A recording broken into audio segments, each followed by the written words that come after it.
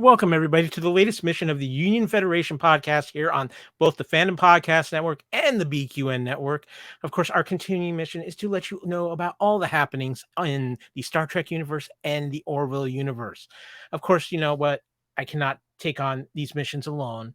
I have a top-notch crew with me, but though it's a little short-handed. I think Kevin is off messing with some supercomputers and stuff like that.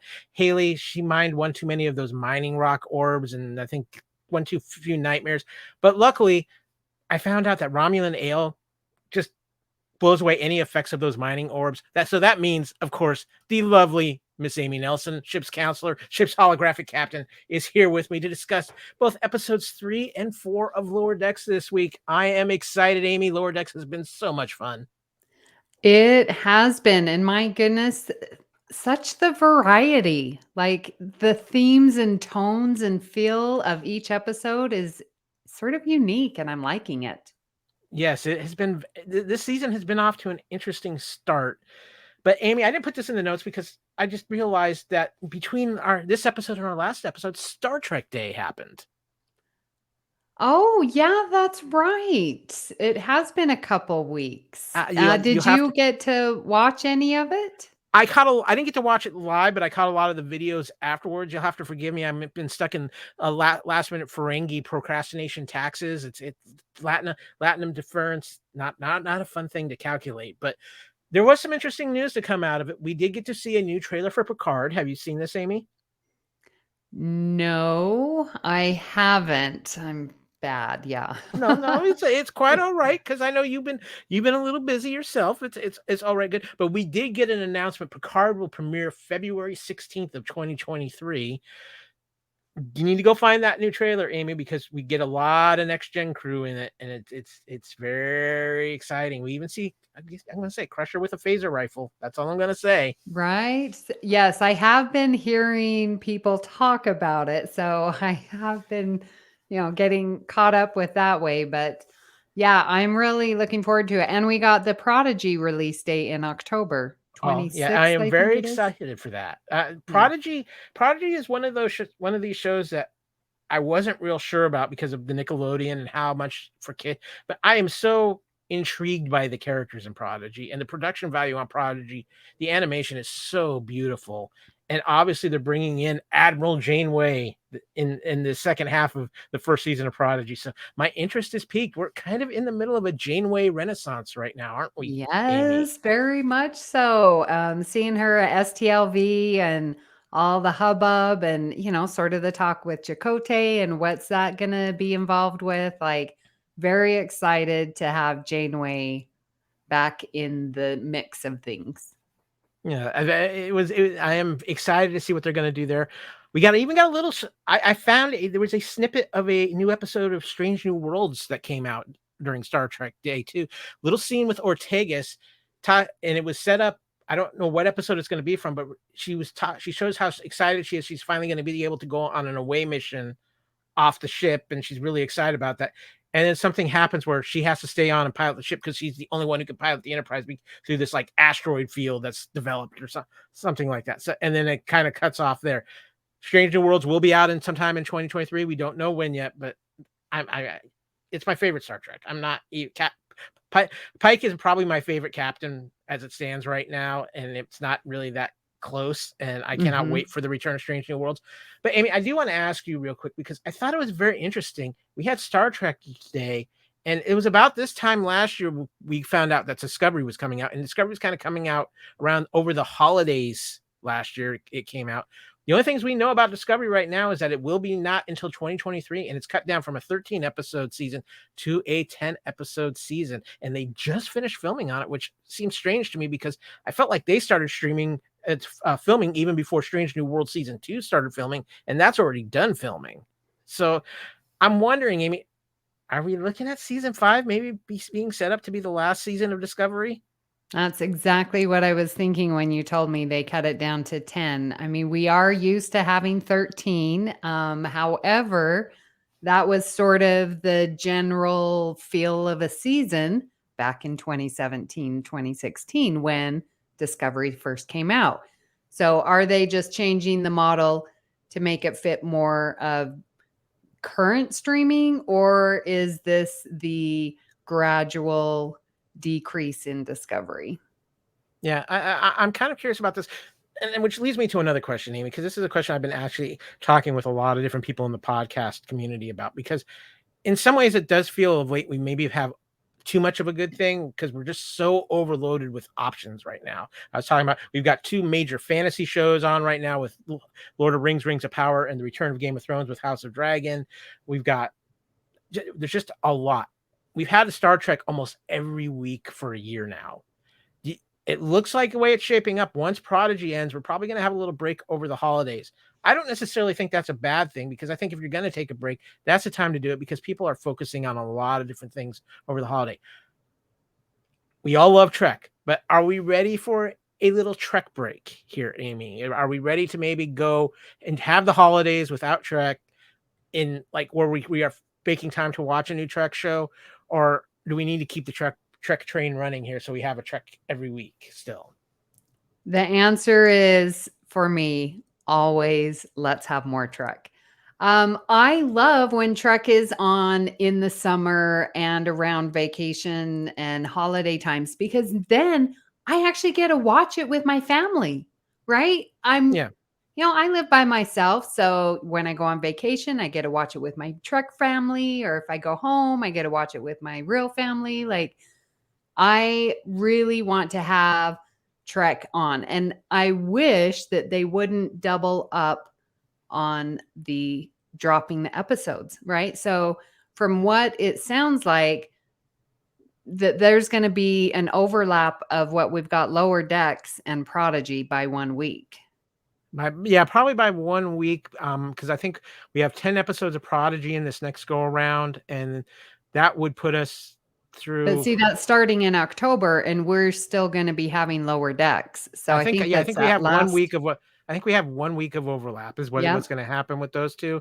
So which means you're probably going to have Prodigy running through most of December till at least about mid-December, I think. Right. Yeah.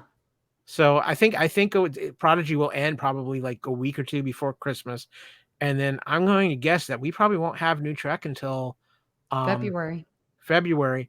And in some ways that makes a little bit of sense, because there's so much competition with other things going on in January. Then we got the holidays. January is a very heavy sports month. You've got college football, you've got NFL playoffs, a lot of things, and some other things going on. But yeah, I think we've gotten a little spoiled too. We've gotten used to a Trek in a weekly basis.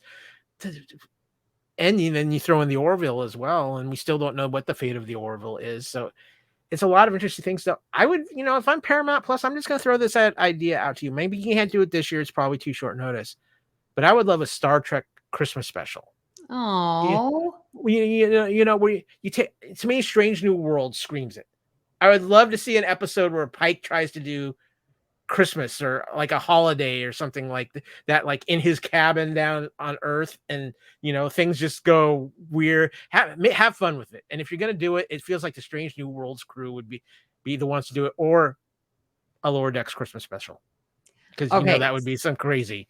So when you said Christmas special, in my mind, I automatically went to, yes, let's have that. But I was more along the lines of getting the actors and like having just a Star That would Trek be fun. special that way, so we can get our classical, the 90s, our classic Trek actors, and the new ones, and just sort of have wishing everyone a happy holiday.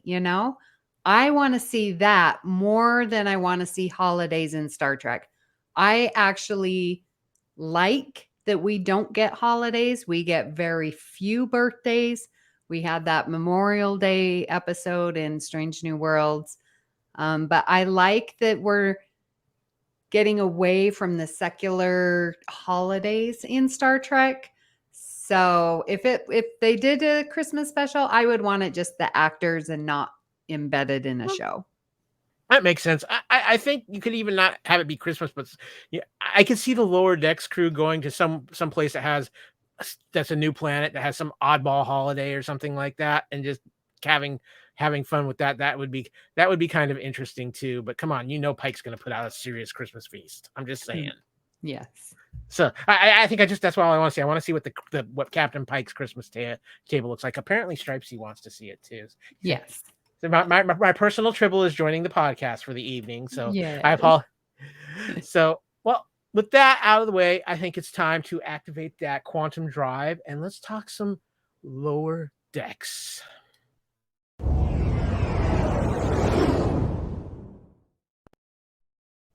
Now, of course, before we dive into the next 2 episodes of Lower Decks, I got to hit that red button to give you this.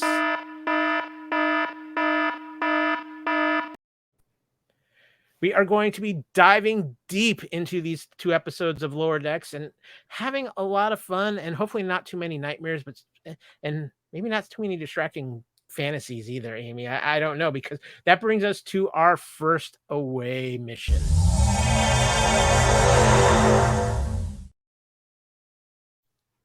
Away mission number 1, Lower Decks Season 3, Episode 3, Mining the Mind's Mines. You say that 3 times fast and I'll give you a bonus. Amy, would you care to give us the captain's log, or should I say the Lower Decks log? No Boimler version required this week. Right. Yeah. What color is my hair, really? I want to say pink. I'm going pink for Boimler. Pink, yes. On a planet with silicon-based life, who are called the Scrabble, a human scientist is taken for granted by an illusion that is clearly taken from his own mind. The Cerritos joins with a Carlsbad, a fellow California-class ship, to help pack up the outpost, leading to rivalry when 3 ensigns from the Carlsbad treat Mariner, Boimler, and Rutherford with disdain. Meanwhile, Tendi begins her bridge crew training by working at the elbow of Captain Freeman, who is trying to keep a diplomatic relations between the colonists and the Scrabble from breaking down. Okay, Amy, I'm going to admit, I had a lot of fun with this episode. This episode's a little warped at times, but it's everything. This is the kind of episode that makes you realize Lower Decks it's different from any kind of other Trek we've got. I got to know, what were your first reactions to this episode, Amy? Well, those glowing globes, the Scrabble that they were collecting, I was getting so many different vibes. Like at the very beginning, when the scientist was looking over, and I was like, and it was sort of this big rock, and I was like, oh, maybe it's the Horta. And then it's this mind controlling device. And so I was like, oh, maybe it's from TNG, the last outpost with the Ferengi controlling, that sphere that controlled Picard's mind. So I sort of got those vibes from it. But yeah, what did you think of it?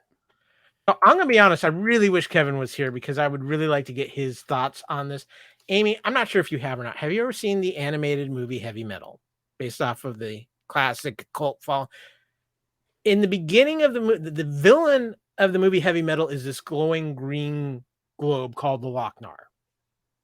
And how this episode of Lower Decks opens with this, I'm like, oh, they're paying a little bit of tribute to Heavy Metal here, and I loved it.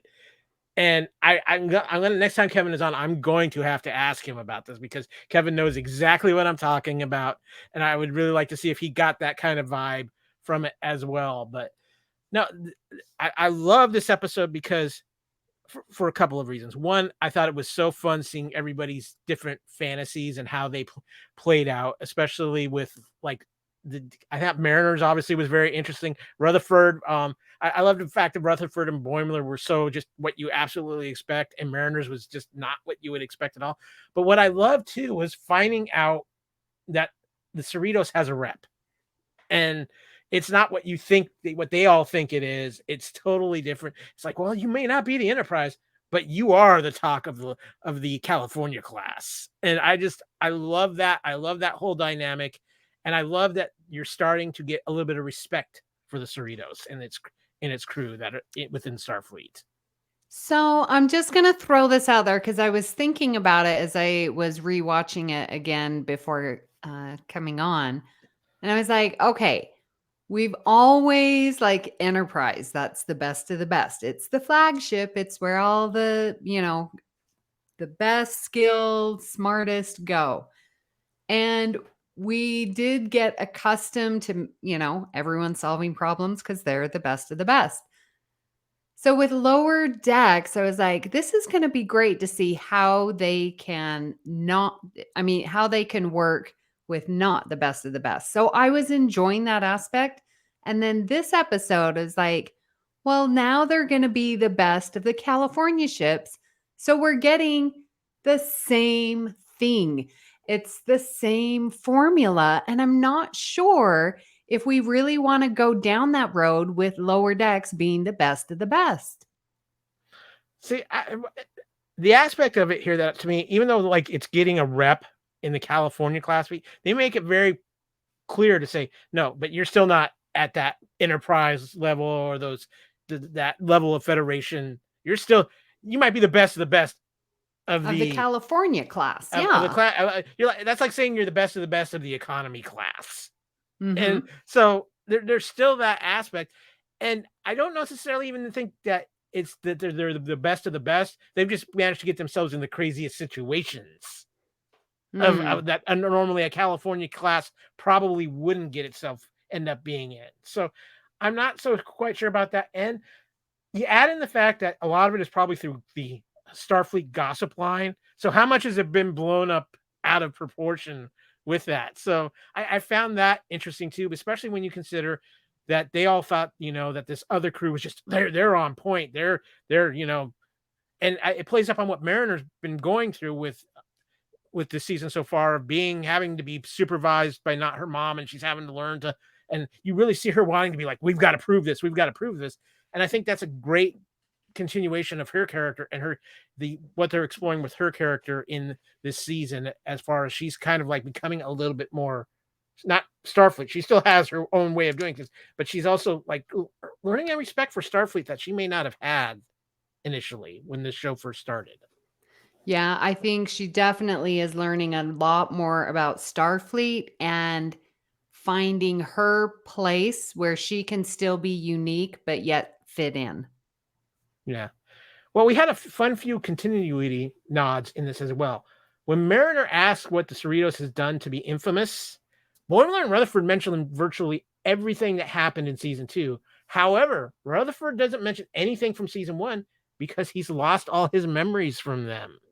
So great way to be on top of what you're doing. I love this too. One of the fear monsters appears to be a giant rosin monster, likely alluding to Boimler's hatred for them from the season premiere. Yeah. Yes, the raisin debacle. Yes. Yes. I can understand that. And then after being restored from petrification, Stevens recounts how he brushed off the doctor's claim that he was brain dead for several minutes by saying he saw a koala on top of a black mountain. This references the cosmic entity running gag and the description of how Shax came back to life. Oh, yeah.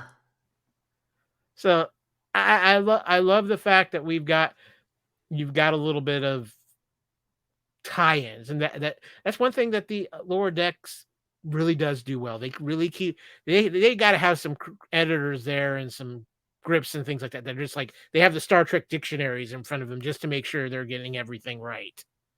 I'm like, yep, they're doing something well. Now, Amy, too, we had a few guest voices in here.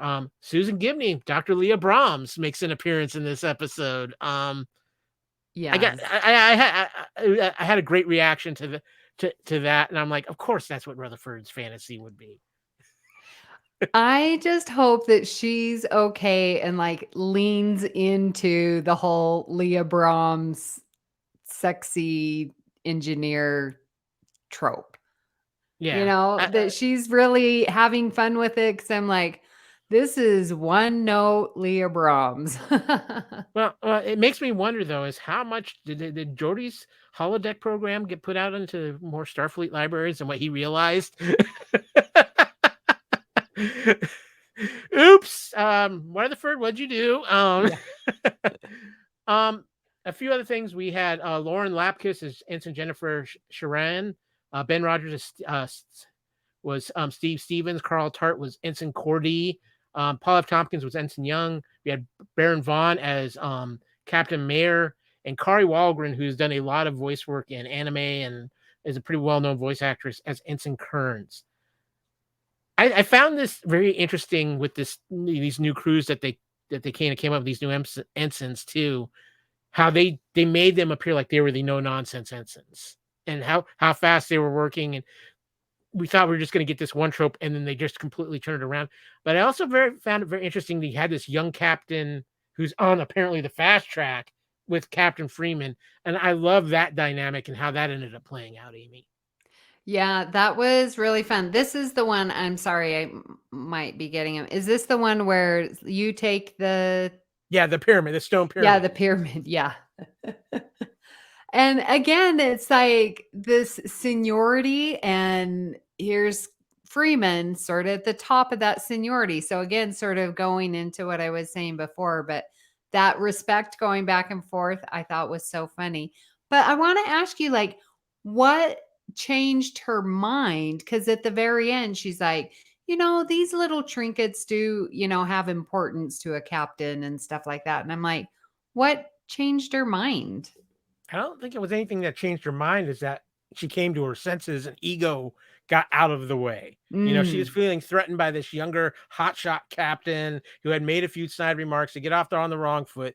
Then you turn out, oh, this whole thing was a scam, that they were trying to get secrets to sell to other classified Federation secrets to sell to people, the rivals of the Federation. So I think it was kind of a little bit of an ego check. But then you still have that little shot at the end. Oh, well, I kept the bigger piece. Mhm. So but I think it's these little dynamics in this show that I think work so well. So now Agreed. we also get our input over from Dan a Geek. Our John K. Kirk wrote a little article about episode 3 and talked about some of the Easter eggs and shout outs. I'm going to dive into this a little bit. The alliteratively titled Mining the Mind's Mines taps into the lone space outpost on a foreign planet. As one of the influences directing this week's episode of Star Trek Lower Decks, it also recalls the helpless and mind-numbingly boring outpost scientists that the Enterprise and other vessels throughout Star Trek lore have had to either rescue, protect, or otherwise frustratingly work with to accomplish a mutual goal. Amy, come on. I actually have to... I agree with Ransom in this episode. Why do they have to do it this complicated way? That it is always pretty feels... funny because there's so many times where it's like, well, we have to go check on this scientist, where we have to go check on this scientist. I love it. Yeah, now I got to admit too, I kind of like the name of Scrubble as in the alien race. I thought that was a little fun. It might as well just been Scrabble. I mean, Yeah, it's a fun word and, almost tribble, scrub. Yeah, like it. yeah. Mike McMahon was quoted in this article. I really wanted to do one that felt like a classic trapped in a cave planetary episode. Those sets, Star Trek Lower Deck showrunner Mike McMahon says. McMahon is referring to the numerous cave settings used throughout Trek history, like the ones in the TOS episode The Devil in the Dark or Next Generation's Silicon Avatar. Even the set for the Klingon penal colony, Rura Penthe, from the film Star Trek VI, The Undiscovered Country, comes to mind. Their similarity to each other and why they seem so familiar is because that they were all filmed on Paramount Stage 16, and that sense of history was important to McMahon. Were you That feeling is, that a little, Amy? Watching the yeah, episode? that's really cool. Yeah, Mike McMahon is on it. He also talked more about another of the episode's classical themes: the relationship between Starfleet officers and scientists. To quote Mike, we also wanted to push something that I came up with in season 1, the lower deckers and the people in Starfleet. If they ever happen to wash out of Starfleet, they end up having to become an outpost scientist, which is the most boring gig that you could ever get. Which, if you think about it, it's true. Federation outpost scientists definitely haven't been the most exciting of characters in the franchise. After all, think about guys like Roger Corby from the TOS episode, What Are Little Girls Made Of? Or we really have no idea what Christine Chapel ever saw in him, and it turns out he wasn't even real. Not to mention guys like Dr. Apagar at the Tauga station in Star Trek The Next Generation episode, A Matter of Perspective. There's a guy that had some real self-esteem issues. Oh, yeah. Also, the distrust and apathy between scientists and Starfleet that we saw in Star Trek II, The Wrath of Khan, or the Star Trek Next Generation episode Force of Nature is a familiar theme in the franchise. The divide is driven home this episode with Jack Ransom, of course voiced by the wonderful Jerry O'Connell, rant about how the crew of the USS Cerritos has to clean up all the messes of outpost scientists because they're weirdos. In closing with that too, he goes on to say, I wanted to do something that kind of underlined the unfunness to the audience of being on an outpost scientist. McMahon says, and in that regard, mining the minds is a tremendously fun success. Really, who does want scientific outpost duty, Amy? I'm saying. I I mean, guess some scientists, but crazy scientists usually goes before that. no, and I mean, I mean, for me, Amy, when you're talking like crazy scientific experiments and just really messing things up in the Star Trek universe in a way, I still go back to Wrath of Khan and Search for Spock with the Genesis torpedo. That Mm, really caused a ton of havoc, and absolutely. I think that one is up there. What about you? He mentions a few different episodes in there. Is there any scientific outpost that you were like, yeah, we really didn't need to have this problem in our hands? Well, there's so many. I mean, even in lessons, with the heat waves of walls of flame that, the weather outpost, I can't Yeah. remember in lessons. Anyways, Dr. Nella Darren, and there's just so many fun examples. Oh, the one is to know him is to love him because he wanted to transfer his consciousness. And, that was again another outpost with a crazy scientist doctor who was, wanting to die, and I mean not wanting to die. So yeah, that's pretty very tropey. I hadn't even considered that, but now, hearing those and then thinking of all the others, I'm like, man, there are a lot. Also the one like the cave, like Mm-hmm. there's a lot in there, like the final mission, Yeah. with Beverly, or not Beverly, With Wesley. Wesley Crusher, yeah, and Picard. And then also like Time Zero, that whole cave, part of that episode, like it's awesome. So the truth of the matter is if you actually listen to a real captain's log from Star Trek, Stardate 18.961. We're off to save another group of weirdo scientists. You get the feeling that there's a lot of California class that end up having to do that kind of work, and it's like the Enterprise gets sent. Oh well, you're the closest by. They might have really messed something up. We need to send you over that way. It's good. Well, yeah, Okay. that's why I loved the beginning, or the captain's log, where it's like the recap of all this amazing thing that a ship like the Enterprise would be doing, and now we're coming back. I loved it, and yeah, hope they do that more. So, Amy, before we close out of this particular away mission, any other thoughts or things you want to bring up from this episode that stood out for you?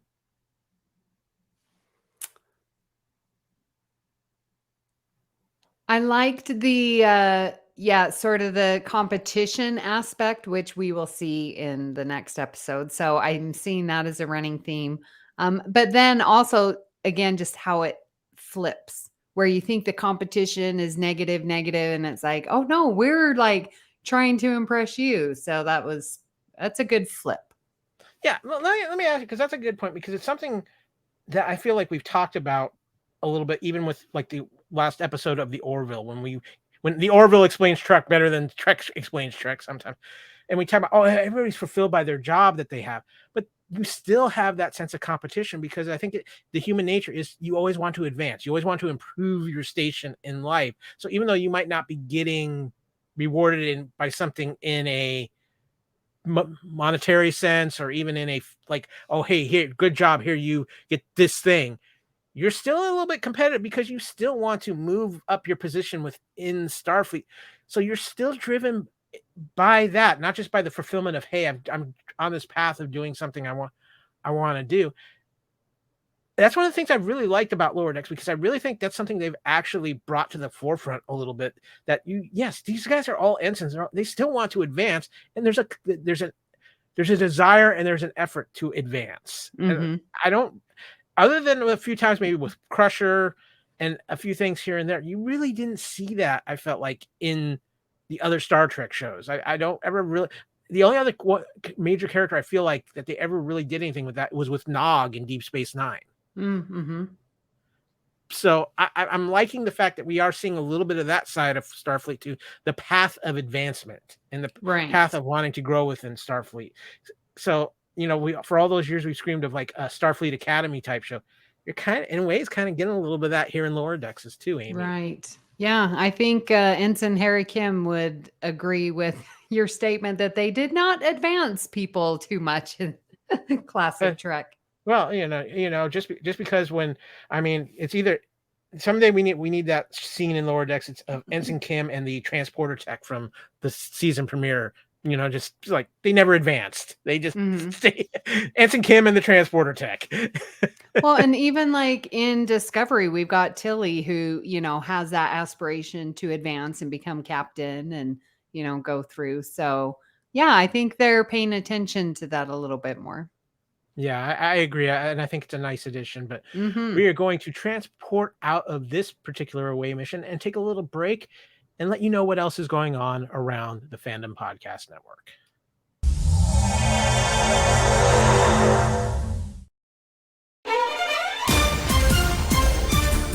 Thank you for listening. We hope you're enjoying this podcast. Here are the other great shows on the Fandom Podcast Network. Culture Clash, where we discuss the latest in entertainment and pop culture.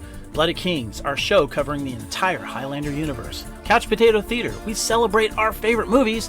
And Time Warp, our Fandom Flashback show discussing a year in movies and our favorite retro movie, TV, and pop culture topics. Good Evening, discussing all things Alfred Hitchcock. Hair Metal Podcast, we cover the rock metal music of the 80s and early 90s. Type 40, a Doctor Who podcast, discussing the time-traveling Doctor Who universe. Lethal Mullet, an action film podcast covering the 80s, 90s, and beyond. Also, check out the Lethal Mullet Network for more great podcasts.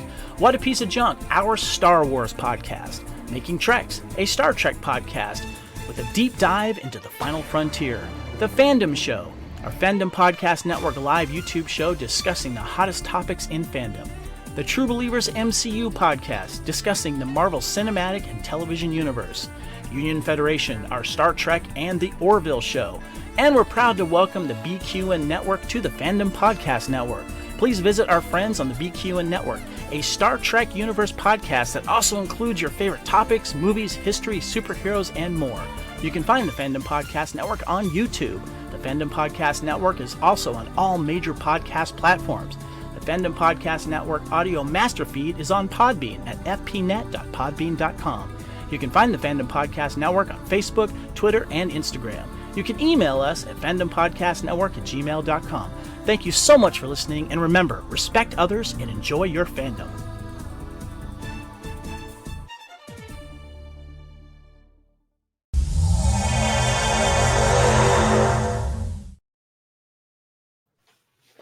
And we are back. Hopefully you are enjoying listening to everything that is on the Fandom Podcast Network and also on the BQN Network, where their goal is to assimilate us all.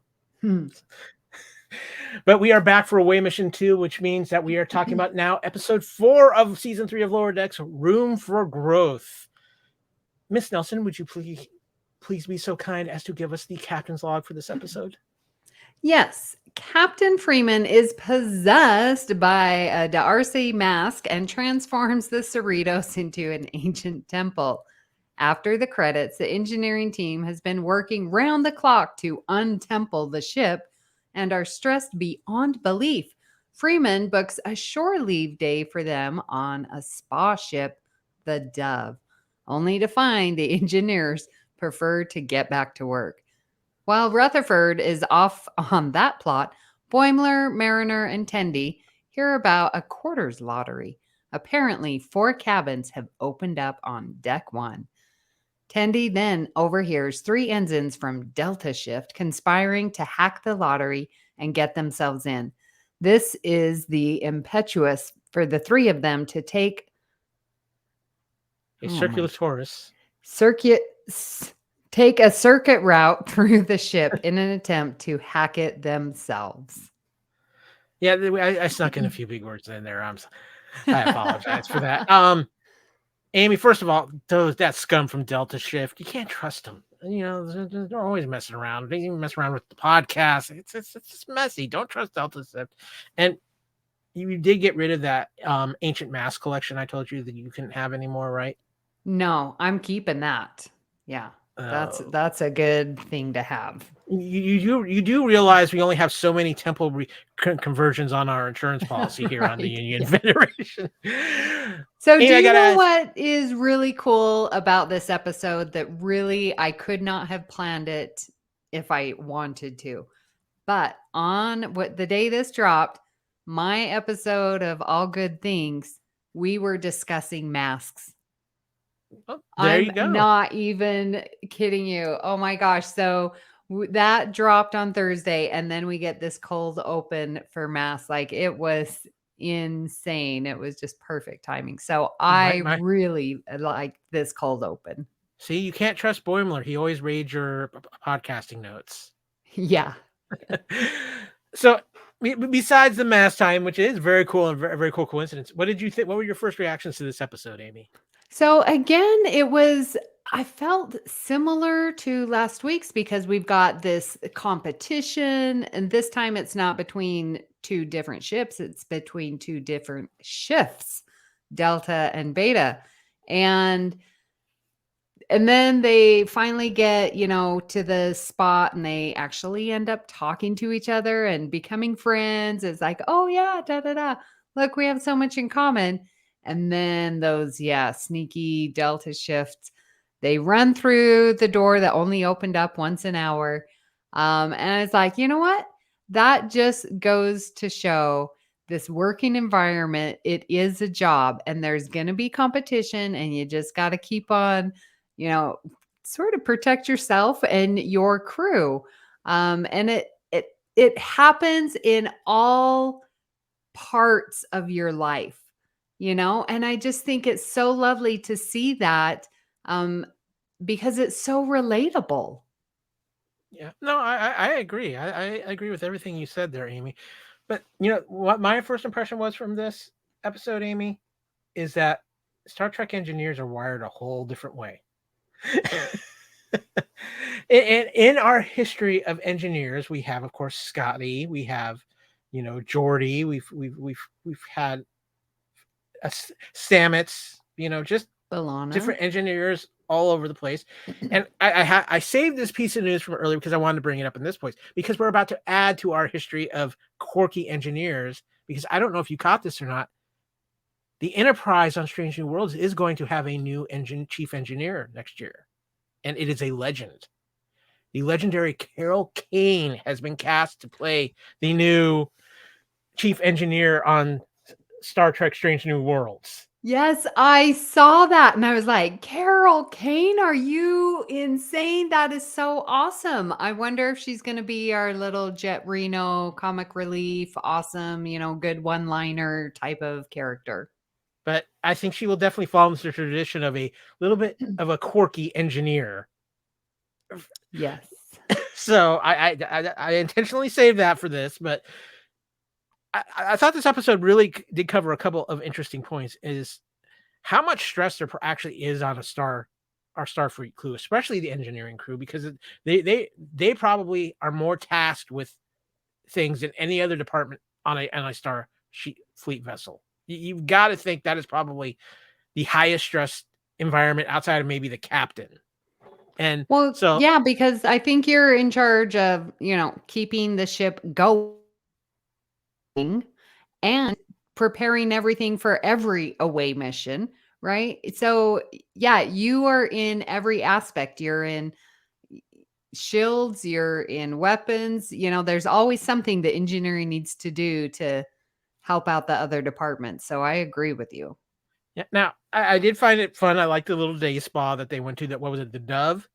Mm-hmm. And they have the bands, and you have the engineers finding unique ways to make the bands look like they're not stressed, slipping the cucumber underneath. And it turns out, what de-stresses an engineer? Fixing engineering problems. Mm-hmm. I'm like, really? Just really? We're with that? Including, apparently, designing something to really fix the captain's stress problems. Yeah, I need that machine. Yeah, I was floating around in quadrant 4 right now, so just send a shuttlecraft out. We'll track beam. You're set to go. Yeah. So now, I thought it was really good to talk about and have this discussion, whether it is in a funny comedy, but to talk about stress and how it really can affect you. And, we saw Captain Freeman, she was freaking out. Yeah, she had been, controlled by mass, and probably that was affecting her logical thinking. But yeah, everyone's under stress and it will affect how you perform. And so kudos for Lower Decks and Captain Freeman of even recognizing we need to de-stress because let's get the ship going again. Yeah.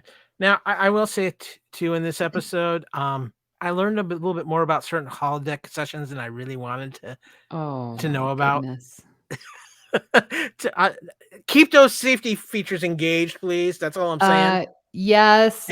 And that funny line where Shax is like, you haven't even asked me about being dead. And she's like, oh, crybaby. And, sort of. Yeah. No, then she's like, well, okay, fine. I'll finally tell you the story about how I lost my tail. And Tendy's like, wait, I want to hear this. So, again, that's Mike McMahon sneaking in a little bit of his crazy sense of humor. But I just really like this episode. And I just thought it was fun. And I think it's one of these things with Lower Decks where they have these episodes where they're not necessarily anything to the bigger story, but they're just fun. And I love the fact too, Amy, that there is just some completely outrageous sections of the Cerritos. We have a section with dolphins and deep water, and now we have the Everglades in part of the underbelly of the Cerritos.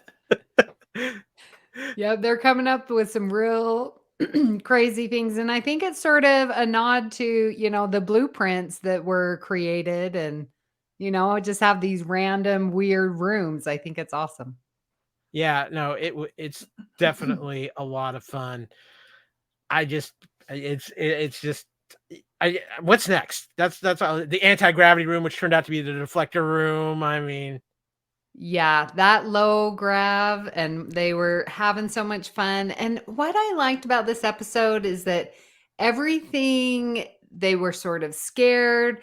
Oh, well, you go first, ladies first, and every time they would go to a different section of the ship, it was a little bit scary.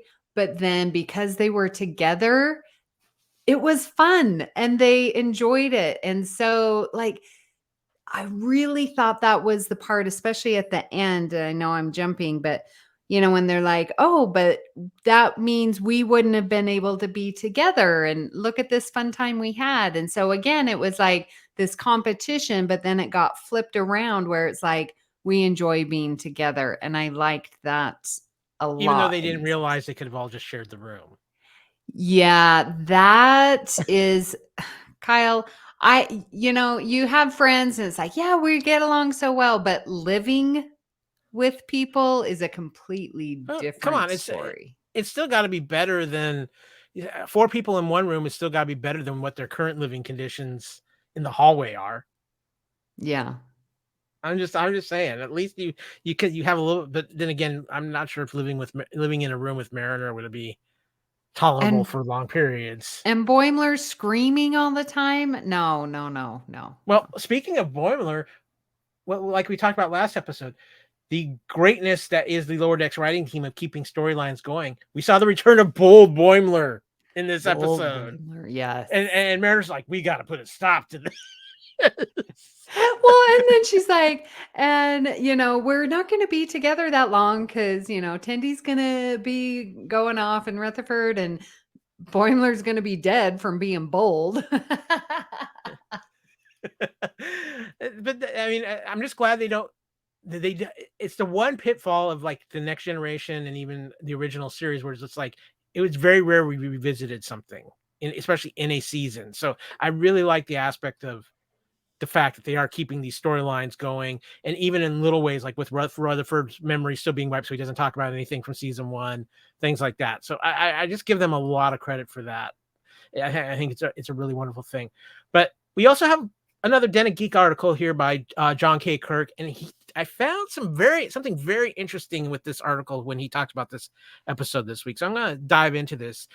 It's always been clear to Star Trek fans that the heart of this franchise is the friendships it features, whether it's Kirk, Spock, and McCoy, Trip and Malcolm, or Tom and Harry. It's those relationships that we celebrate in Star Trek, and that's what this week's episode of Star Trek Lower Decks Room for Growth focuses on. Star Trek's Lower Decks showrunner Mike McMahon shares some of the influences behind this episode. This is where things get kind of interesting. This was partially based on the room lottery that happened in my college, McMahon says with a laugh. Everybody was frantic about it every year, and there were always rumors about ways to game the system. Of course, this type of concept isn't new to Star Trek. The Kobayashi Maru is the ultimate touchstone that fans will always harken back to for ways to game systems in this franchise. There are also notes of classic Star Trek episode The Ultimate Computer, as well as defeating the Borg in Star Trek The Next Generation's classic two-parter, The Best of Both Worlds. These episodes easily demonstrate a concept that has long been a Starfleet tradition. So changing some code in a terminal to get better quarters is definitely the Starfleet way. Are you agreeing with this, Amy? Wow, that is pretty cool. As they're talking about like the ultimate computer, the best of both worlds, or just sort of those sneaky ways to game the system. Yeah, I found that very interesting, but this is where things for me really picked up interesting. There's one particular and surprising non-Trek influence in this episode as well. McMahon went on to say, this episode was also inspired by Stand By Me, he says, referring to the 1986 Rob Reiner movie based on a Stephen King novella. I wanted to do a story so badly where the journey was more important than the destination. The Lower Deckers right now are good friends, so a lot of Lower Deck episodes should thematically be all about friendships. Unfortunately, Rutherford is on his own side of the story, laughing. The journey, though, through the bowels of the Cerritos is about that journey. The plant room was kind of like when the kids in Stand By Me are going through the swamp area with the leeches, McMahon says. Then the next room sort of had a Willy Wonka vibe to it, the anti-gravity room. And all of these were mini coming-of-age adventures. The ship is so big and there can be all this stuff inside of it, but it's still just one ship and they're all going to different places. So it really is about the journey and not the destination. Wow. Okay. I am so glad that you found this. And now it's like the episode actually makes more sense because it was just like room after room after room that they were going through. And it is the journey. Oh my gosh. I love this. Yeah, I think it's some very valid points.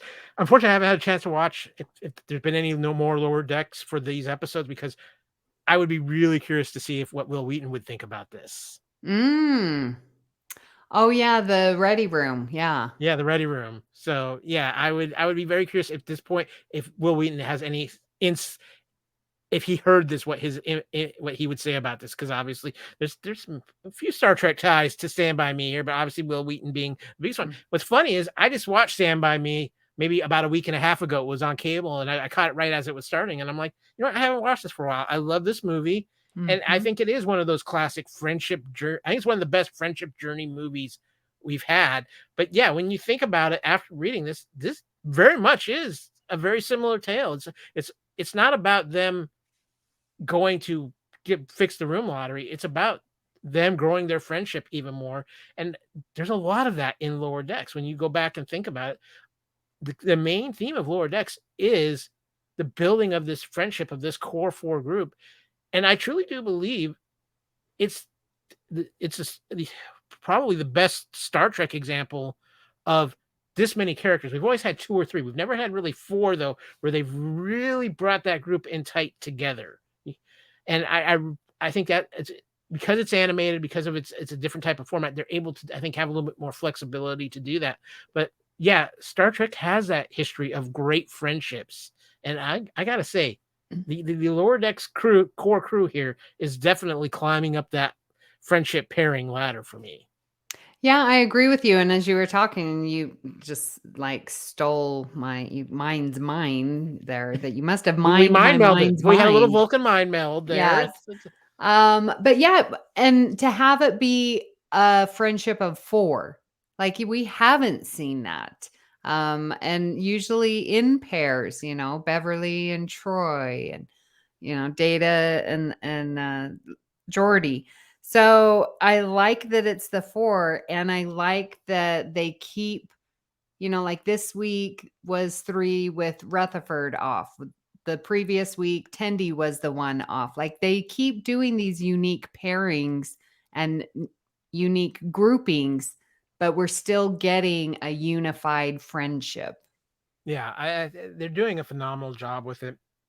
And again, we've talked about this many a time, how much this show has changed and evolved from what it first started off as. And again, it's a credit to the writing team, it's a credit to Mike McMahon, it's a credit to everybody involved with this they have morphed this show into what it has become. And I think it's absolutely wonderful. But I do have a few trivia things coming out of this episode too, Amy. Boimler makes the claim Fortune favors the bold. Captain Benjamin Sisko said the same thing before the battle to retake Deep Space Nine from the Dominion in an episode of the same name. Yep, I did catch that. I didn't get the Sisko thing, but I was like, ooh, that is something. So good job for reminding me. Do you want to see Bold Boimler stay around for a little bit more to see if, or do you think we're building something with that where he's going to get himself in a really bad situation because of Bold Boimler?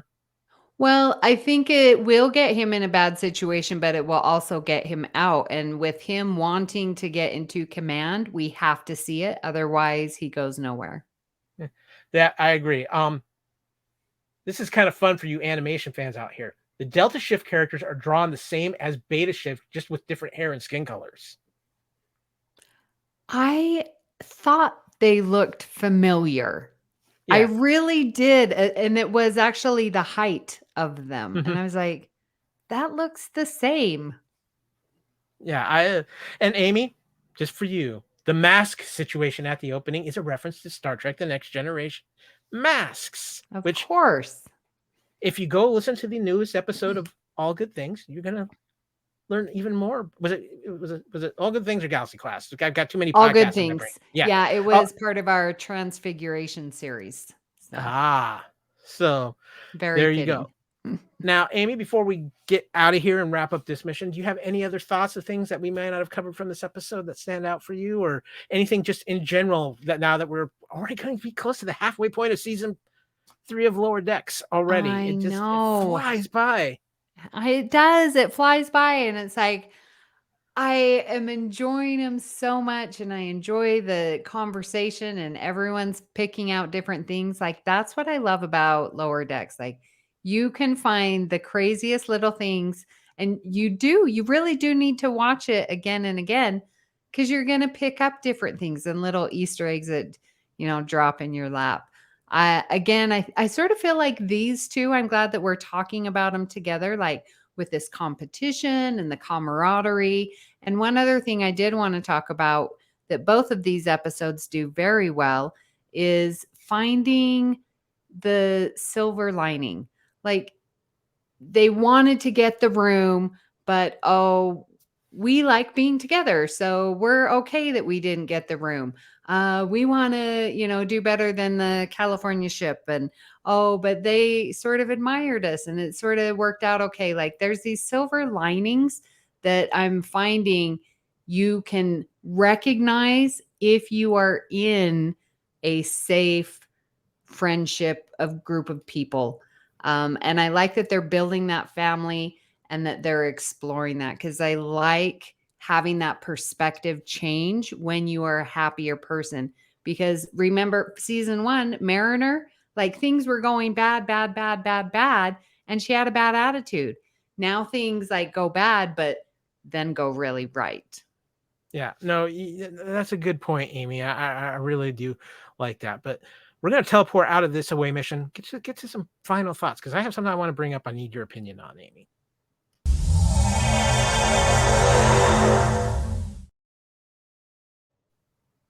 So, Amy, I've come to the realization of something as I've been watching Strange New Worlds, Lower Decks, and I also been watching the latest Marvel show on Disney Plus, the She-Hulk show. And there's a trend I'm seeing happening, which is something that I'm actually very glad for.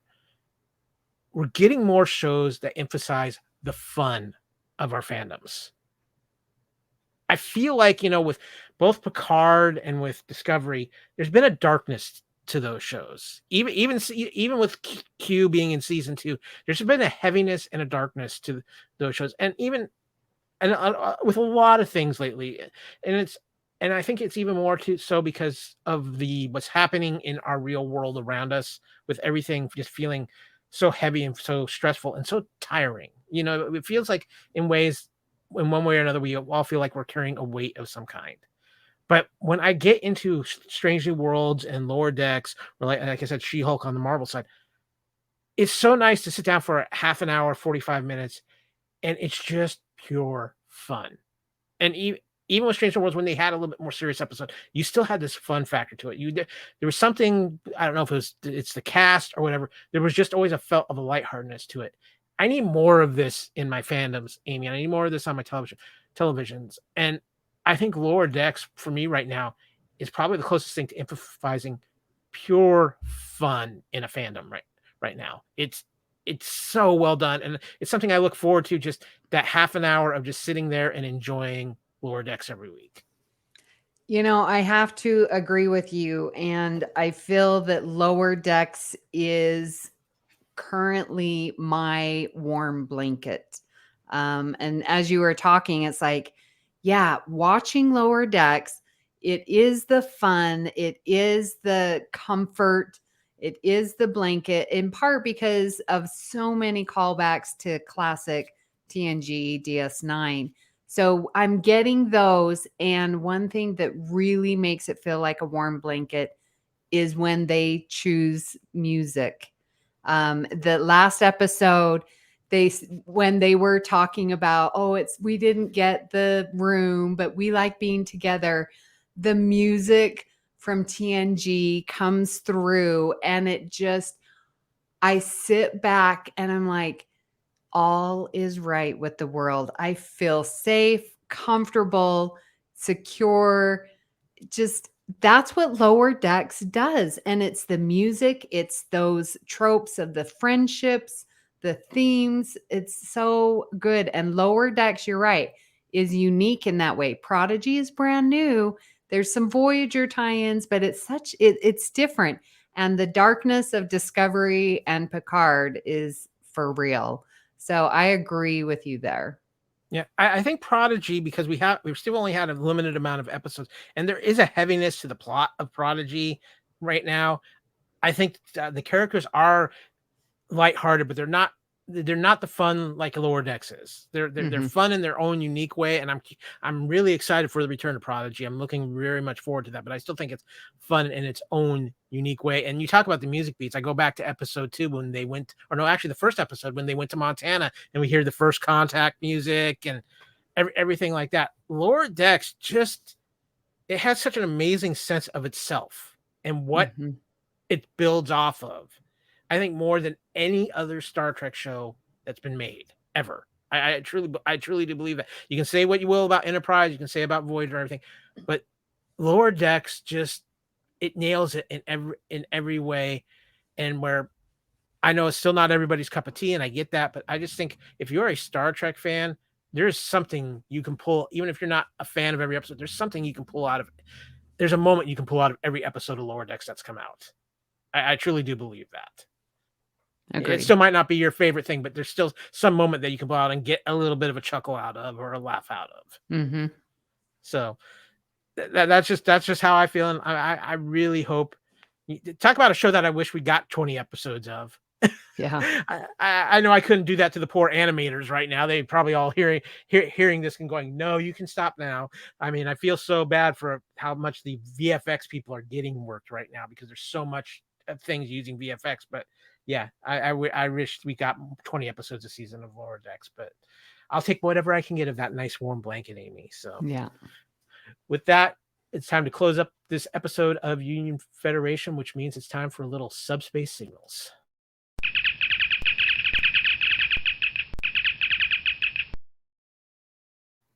And of course, there's a lot of great ways you can find the Union Federation podcast. It all starts, of course, on the master feed of the Fandom Podcast Network, fpnet.podbean.com. Of course, you can also watch the video versions of our show on our Fandom Podcast Network YouTube channel. Go to YouTube, search for the Fandom Podcast Network, subscribe, share it, give it a like.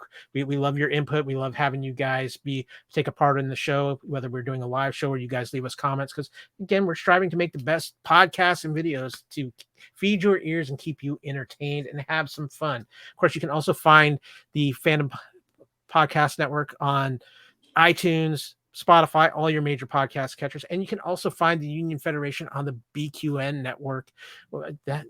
Amy, you guys are busy over there. Every time I turn around, there's something new Trek coming out on BQN. We do have a lot of fun over there. So yeah, you can subscribe just to Union Federation. You can subscribe to All Good Things, which I also co-host, which talks about just general Star Trek. And we like talking about all this different series. I am also co-hosting Galaxy Class, which is specifically for Next Generation. I'm on Twitter at Miss Amy Nelson. And in our Facebook group. Now, Amy, I do want you to tell you have a new show over on the BQN network. What's the tea, Bev? And I just want you to tell the host of that he was not allowed to steal all of our tea replicator recipes over here. We shot him how to use the StreamYard. I didn't say he could access the replicator. He's got all the tea over there. Definitely that he has his own little Star Trek Starfleet tea party going on over there. There's more tea than the Boston Tea Party. That's all I'm saying. But there's also, of course, if you want to contact us directly, you can email us at theunionfederation@gmail.com. You can follow us on social media at Union Fed Podcast. You can follow the BQN at BQN Podcast. Of course, you can follow Amy at Miss Amy Nelson on Twitter. You can follow me on Twitter at AKyleW or on Instagram at AKyleFandom. You can follow Mr. Reitzel, even though I know he's a little down in the dumps after his favorite football team lost a heartbreaker of a game today. But we're here for you, Kevin. We love you. And of course, happy birthday to him. It was his birthday over the weekend. If he was in his natural habitat of finding physical media over the weekend as well. So he was a happy camper there. You can find him on Twitter and Instagram at Spartan_Phoenix. And of course, our amazing ship science officer will hopefully be back soon. She's off in Med Bay right now, but we're sending out all the good healing vibes. And I think Amy may have snuck her some underground Romulan ale. I don't know, but you can find Hayley at Trekkie01D on Twitter as well. Of course, check out the BQN, like I said, at BQN Podcast on Twitter and Instagram, or on their Facebook page, the BQN Collective. They will assimilate you. Mm-hmm. But they will make it a good assimilation, not one of those bad ones. You're going to have fun. Of course, looking ahead to our Orb of Prophecy, we'll be continuing our look at Lower Decks with episodes 5 and 6. The time is flying by. And then, of course, in October, Star Trek's Prodigy Season 1, Part 2 will start October 27th, 2022. We will be getting Star Trek Picard February 16th, 2023. And at some time soon, we will find out when Discovery Season 5 and Strange New World Season 2 will be part of our programming for Union Federation and our continuing missions. And hopefully, sometime soon, maybe we'll actually get some Orville news, too. We're keeping those fingers crossed. That was one other thing, just real quick. I noticed they pulled a little Orville joke in Lower Decks this week. Amy, did you catch that? No, what was it? When they mentioned having to cut off and regrow a foot. Oh my gosh, that is hysterical. Okay, come on, Mike McMahon. Oh, and Seth MacFarlane. I'm loving it. So, yeah, no, I caught that. I was like, yeah, I know where they got that one from. That's nice. But until next time, it has been, of course, a pleasure to man the Union Federation ship with you, Amy, as it always is. And we are looking forward to having Kevin and Hayley return. And, tell some of your BQN people. I need them over here. I need some new ensigns to beat up on, Somebody's got to clean up the tribbles. That's all I'm saying. Yeah. Triple duty. I mean, sorry guys, you got to earn it. But with that, I want to thank everybody for listening. All you listeners out there are the reason we do this, and we love you guys. Until next time, hailing frequencies are now closed.